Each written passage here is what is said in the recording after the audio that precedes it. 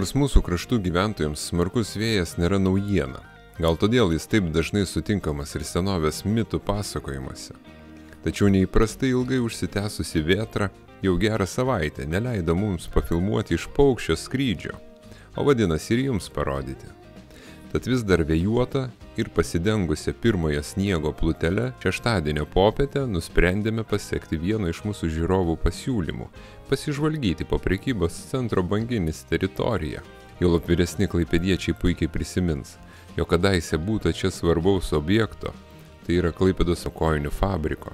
Iki šių dienų vargiai kas išsaugojo čia pagamintas kojines, nebent kartą metuose jas iškabindamas arčiau kalėdų eglės, kaip priežastį vaikučius pradžiuginančiam seneliui dovanas paslėpti. O kojinių fabriko pastatą dar 2003 metų pabaigoje už 6 milijonus litų iš Klaipėdos jūrų krovinių kompanijos nupirko bendrovė Senukai. Džiaugiasi tuomet klaipėdiečiai, kai 2008 metų pradžioje ir Klaipėdoje duris atvėrė pirmoji uostamiestyje Senukų parduotuvė. Žinoma, 30 000 kvadratinių metrų plote įsikūrė ir kitas vartojimą tenkinantis lietuviško kapitalo galiūnas prekybos centras Maxima, bei dar 27 mažesnės prekybos ir paslaugų įmonės.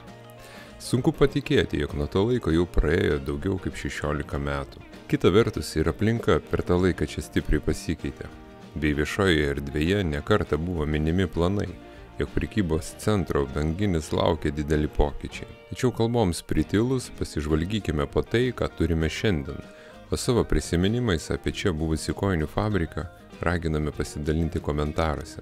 Ačiū, kad esate kartu.